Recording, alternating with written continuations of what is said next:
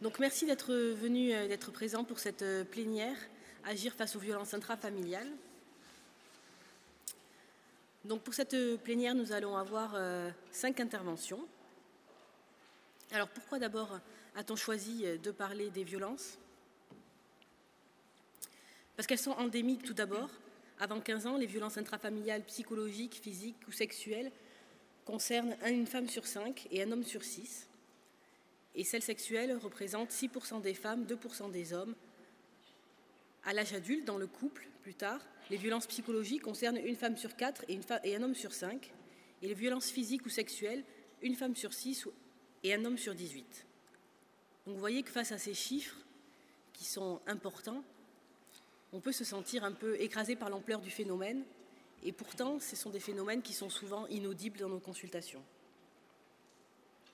Ces violences, elles sont aussi systémiques. J'ai demandé à ChatGPT de nous représenter une petite image qui représente une scène familiale, enfin une famille. En fait, je lui ai demandé représente-moi une famille. Et vous voyez, ChatGPT me dit voici une image représentant une scène familiale. Et de suite, il a ajouté les adjectifs chaleureuse et harmonieuse dans un salon confortable. J'espère qu'elle correspond à ce que tu imaginais. Alors oui, bien sûr, ça correspond à ce qu'on imagine tous dans notre idéal pour une vie de famille. Néanmoins, la famille peut aussi être un lieu de souffrance, un lieu de violence, et on sait que les violences sont intrafamiliales à plus de 80%.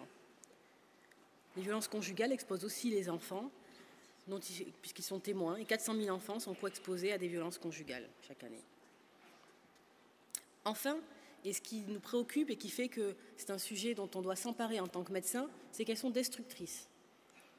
Et vous voyez les études et les revues systématiques et méta-analyses sur le sujet des conséquences des violences chez les enfants montrent des odds ratios de conséquences médicales et sociales importantes avec des problèmes sociaux et comportementaux, je voulais montrer mais je n'ai pas réussi, avec des attachements insécures qui augmentent d'un facteur 40, une estime de soi, des comportements de victimisation, le fait d'être victime à nouveau de violence, les risques augmentent de nouveau, d'un facteur de 2.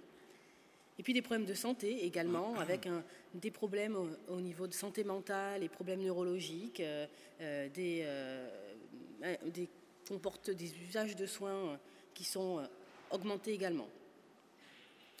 Chez l'adulte, on retrouve également ces conséquences au niveau médical, avec des problèmes de santé également augmentés de facteurs 2 à 3, des problèmes sociaux et comportementaux augmentés de facteurs 2 à 4,5, et puis aussi une moindre performance dans son activité professionnelle. Donc tout ce bilan qui est important nous fait dire que les violences sont vraiment un phénomène important dans notre société, qui va avoir des conséquences médicales majeures pour nos patients, qui va aussi faire qu'on va voir des patients revenir dans nos consultations avec des fois des plaintes répétées, des fois des symptômes médicaux inexpliqués, et que face à ça, il va falloir poser la question des violences et pouvoir agir après cela. Donc comment agir? Eh bien, nos 5 conférenciers et conférencières vont nous permettre de répondre à cela. Nous aurons d'abord une intervention du docteur Emeline Padeloup, médecin généraliste à Gien, chef de clinique à Tours, qui va nous parler un peu des freins et des leviers au repérage et à l'action en tant que médecin généraliste. Ensuite, le docteur Marie-Pierre Glavagno-Cesaldi, vice-présidente du Conseil national de l'ordre des médecins, et présidente du Comité national de lutte contre les violences intrafamiliales, nous parlera de tout ce qui est signalement et dérogation au secret, qui peuvent être des freins et des craintes pour les médecins.